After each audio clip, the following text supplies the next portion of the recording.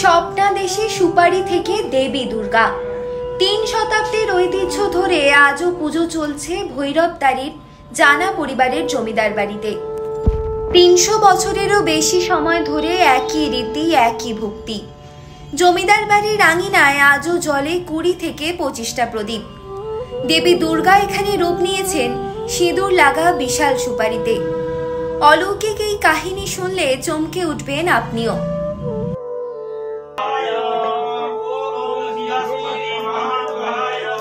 ভৈরবতারির জানা পরিবার, প্রাচীন জমিদার বাড়ি। এই বাড়ির পুকুর থেকেই শুরু হয়েছে এক আশ্চর্য পুজোর কাহিনী।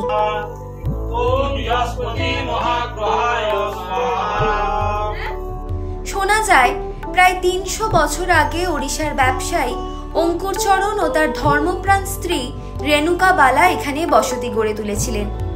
ধান চালের ব্যবসা করতে এসে এখানকার প্রাকৃতিক সৌন্দর্য ও মানুষের সহজ সরল জীবনে এতটাই মুগ্ধ হন যে স্থায়ীভাবে বসবাসের সিদ্ধান্ত নেন। রেণুকা বালা ছিলেন গভীর ভক্তিময়ী। প্রতিদিন পুকুরে চাল ধোয়ার সময় তিনি খেয়াল করতেন হাঁড়িতে অদ্ভুত কিছু উঠে আসে, ছোট শক্ত বস্তু। প্রথমে ভেবেছিলেন শামুক কিংবা পাথর, ফেলে দিতেন, কিন্তু ঘটনাটা দিন দিন বাড়তেই থাকলো। এক রাতে স্বপ্নে দেখা দিলেন এক দেবী। স্বপ্নাদেশ দিলেন, আমি তোমার পুজো চাই।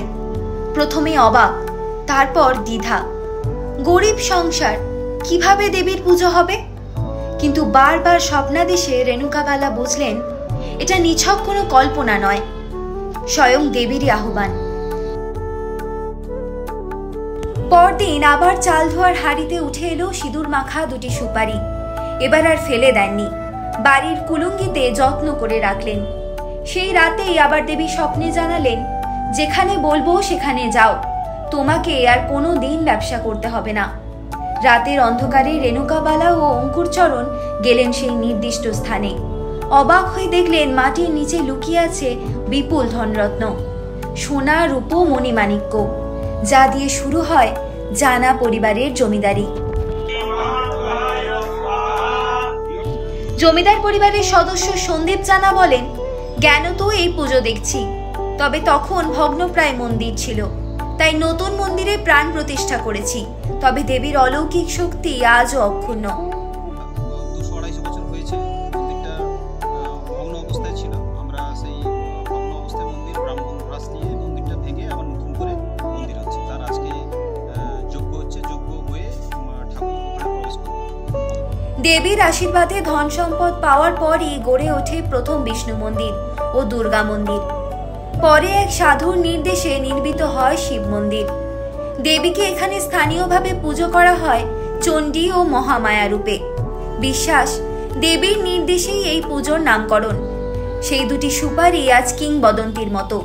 প্রতিদিন সিঁদুর দিয়ে পুজো করতে করতে এগুলি ক্রমে বিশাল আকার ধারণ করেছে। স্থানীয়রা বলেন এক একটির ওজন এখন প্রায় 100 কেজি। সেগুলি রাখা হয়েছে পেতলের কলসির ওপর। প্রতিদিন প্রদীপ জেলে অর্পণ হয় অঞ্জলি। আর জানা পরিবারের 8ম প্রজন্ম এই পুজোর আচার সামলাচ্ছেন। প্রতিদিন সন্ধ্যায় 20 থেকে 25টি প্রদীপ জ্বালানো হয়। দুর্গাপুজোর সপ্তমী থেকে দশমী পর্যন্ত চলে বিশেষ উৎসব।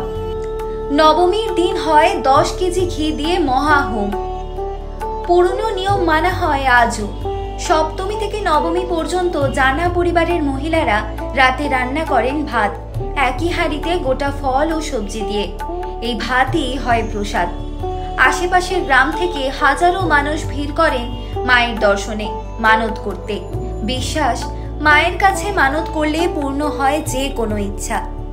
পরিবারের আরেক সদস্য স্বপন কুমার জানা বলেন, শুধু দুর্গাপুজোই নয়, বিষ্ণু মন্দিরেও পালিত হয় রাস উৎসব, ঝুলন উৎসব, বাসন্তী পূজা, এমনকি শিব চতুর্দশী।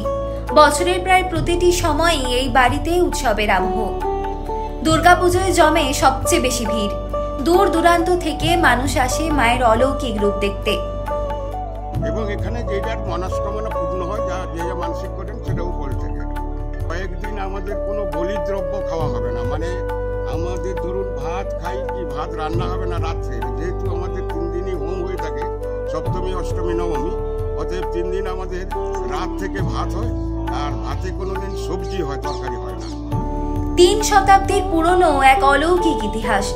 সুপারির ভেতর লুকিয়ে থাকা দেবী দুর্গা আজও ভক্তদের মনে জাগিয়ে রাখেন ভরসা, ভক্তি আর অলৌকিকের প্রতি অটুট বিশ্বাস।